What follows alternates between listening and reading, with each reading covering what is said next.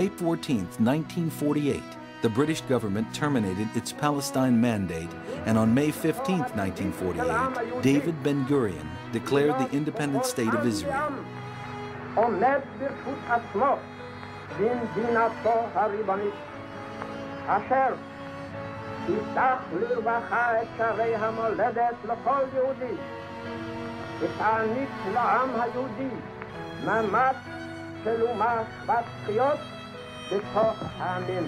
שוקת זכותנו הטבעית וההיסטורית ועל יסוד החלטת עצרת האומות המאוחדות. אנו מכריזים בזאת על הקמת מדינה יהודית בארץ ישראל.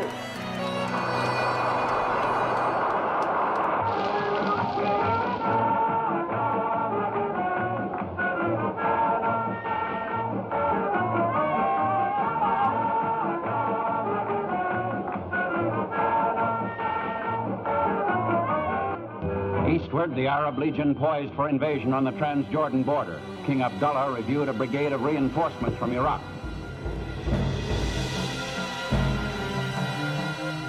Immediately, a coalition of armies from Egypt, Syria, Jordan, Iraq, Saudi Arabia, and Lebanon invaded the new Jewish state. The war was marked by long periods of fighting and temporary ceasefires, with hostilities officially ending in January 1949. At that time, Israel held 5,600 square miles of territory allotted in the UN partition plan, plus an additional 2,500 square miles, while Transjordan held the eastern sector of Jerusalem and the West Bank, and Egypt held the Gaza Strip. The Muslim states refused to negotiate peace or recognize Israel's right to exist, and remained in a state of war with Israel. Islam's Jewish problem reemerges. Muslims reacted to the Jewish victory with shock. It caused a theological challenge of the greatest scope imaginable. Islamic-Jewish military conflict had now reoccurred with opposite results.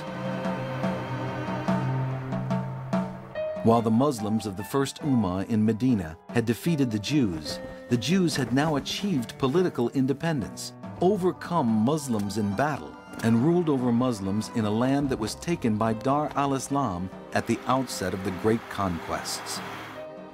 The Jews were known to be weak, cowardly, impure, and condemned by God to humiliation. Such people were not supposed to defeat them. A Jewish state was the ultimate insult and degradation, whereby protectors became tributaries, and tributaries became protectors. While Islam's initial victory over the Jews in the time of Muhammad was a sign of coming conquests and divine vindication, it was feared their defeat by the Jews might signal the final demise after a decline of 300 years. Hence, Muslims considered the founding of the State of Israel to be a Nakba, a catastrophe of historic proportions. Within a few years, every Arab ruler whose army was defeated by the Jews was removed or overthrown. King Abdullah, who was 69, was shot as he was going to pray at the Mosque of Omar. From Cairo come these first authentic pictures of the bloodless coup by which the army took over control of Egypt.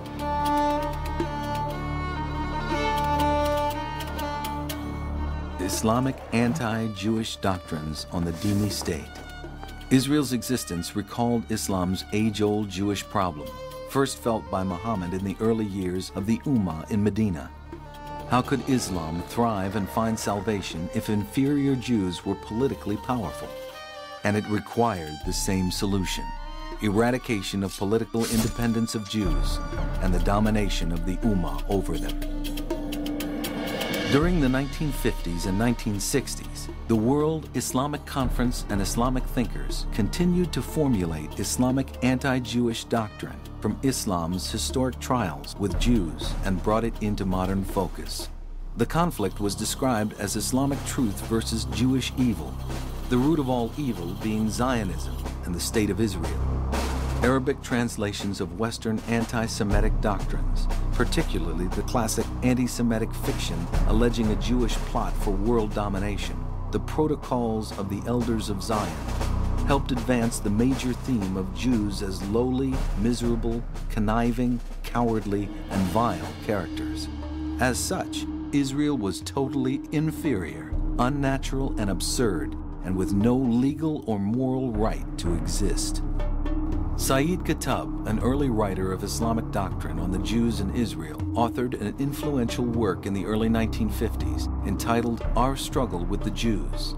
Qutb wrote, "The struggle between Islam and the Jews continues and is destined to continue in the future because the Jews will be satisfied only with the destruction of this religion." This thinking was totally adopted by Muslim intellectuals, Arab governments, the Arab League, religious leaders, and their media, and a system-wide, culture-wide anti-Israel formula took root in all aspects of public life of Muslim countries. These attitudes were taught and promoted as standardized formula in education and literature and political ideology among all leaders and masses of the Muslim world. 1. Israel is a threat to Islamic identity because of its Western culture and ideas. 2. The Zionists and the West wish to strip Islam of traditional values and replace them with Western and secular values. 3. Israel was founded due to Western guilt over the Holocaust and exists only out of Western assistance. 4. Jerusalem must be reconquered by Muslims in order to restore the Middle East, as in the time of the Prophet Muhammad. 5. Racist Western secular Jews invaded Palestine and drove out the indigenous Palestinian Arabs, and they now discriminate against the remaining Muslims as well as Jews from Arab lands. 6. Jews have no historical ties to the Middle East. Modern Jews are descended from the Central Asian tribe called the Khazars, whose government adopted Judaism in the Middle Ages. And since Jews had no place in history, they therefore have no right to exist as part of geography. 7. Israel and Jews have an evil nature. اینا یهودی نیستن بلکه یک مشت جنایتکار فاسدند که از نام یهودیت سوء استفاده میکنند. عده‌ای از یهودی ها را در کوره ها سوزاندند. چرا باید ملت فلسطین تقاص این جنایت های شما رو بدهد؟ صهیونیست ها فقط با مسلمون ها و اسلام مخالف نیستند. اونها سلطه بر همه جهان رو میخواهند. Economic and political jihad. Next, Muslim countries instituted economic and political, social and cultural warfare on the new Jewish state. In 1952, an economic boycott office was established in Damascus, officially as a response to Israel's refusal to allow Palestinian Arabs who had left during the fighting of 1948 to return, while Israel argued it accepted about the same number of Jewish refugees from Arab countries. The boycott had two official levels. Primary, no direct trade between Arab countries and Israel. Secondary, refusal by Arab states to trade with certain companies, which reinforced the political and military potential of Israel. Politically, Muslim countries waged a campaign to isolate the Jewish state. In international forums, they vilified Israel as a scapegoat, responsible for various conflicts within the Muslim world and other regions, using the same terminology applied to Jews in Muhammad's time: arrogant, stubborn, and insolent. Meanwhile, Egyptian President Gamal Abdel Nasser spoke of establishing a great Arab nation from Africa to India. Though Nasser promoted Arab nationalism as a secular idea, it was in fact based on many Islamic ideals. Central to Nasser's popular message was hatred for Israel and his passion for eliminating it. In 1955, he said, "To the disaster of Palestine, there is no parallel in human history. The mention of Palestine is sufficient to remind every Arab, indeed every free man, of the greatest international crime that has been committed in the entire history of mankind." In 1964, the Palestine Liberation Organization was founded by the Arab League in Egypt, and in 1965 began attacks against Israel as a precursor to the next military jihad.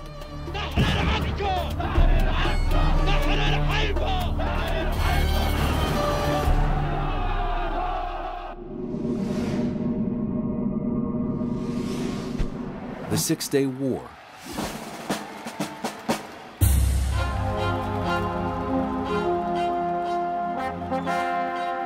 On May 16, 1967, Nasser evicted the United Nations forces stationed on the Egyptian-Israeli border, removing the international buffer between Egypt and Israel.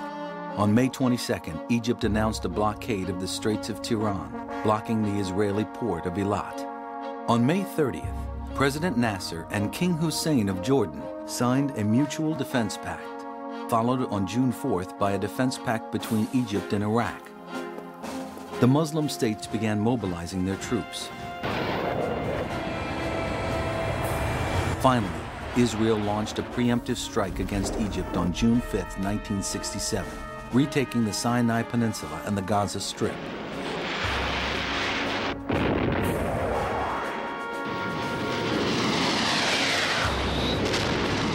Jordan attacked Israel and lost the West Bank and the old city of Jerusalem.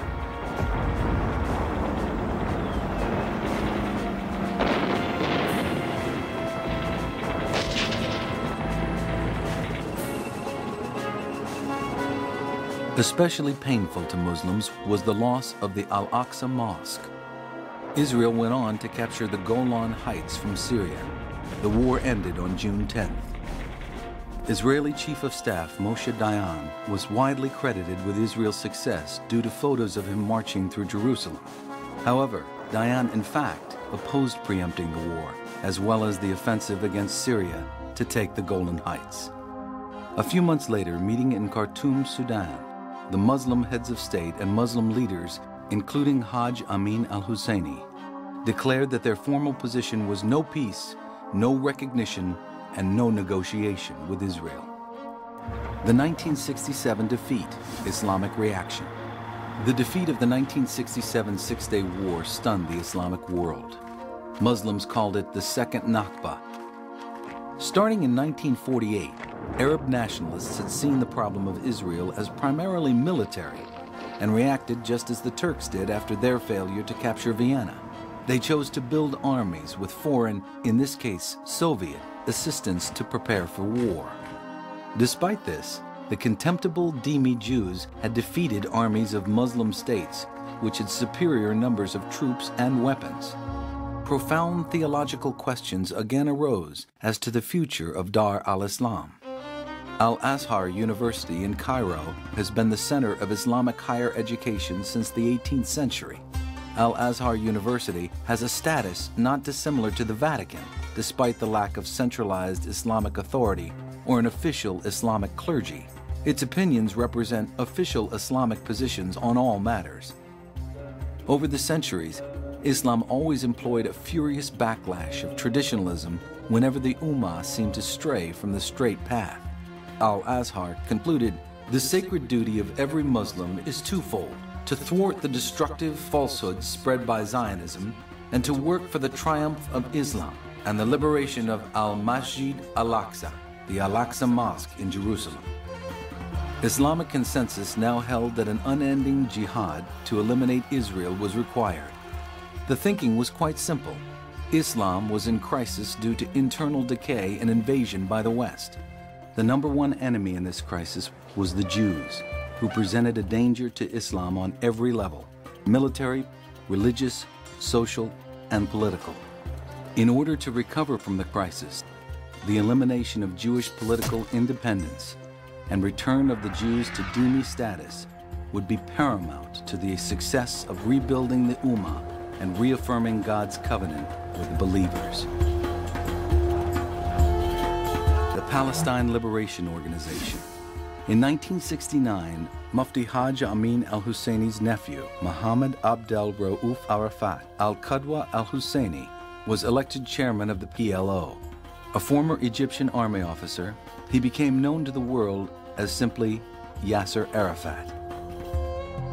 The PLO became more of a factor and espoused a new method of worldwide commando action based on the historic Islamic ideology of jihad to fight the Zionist enemy. Arafat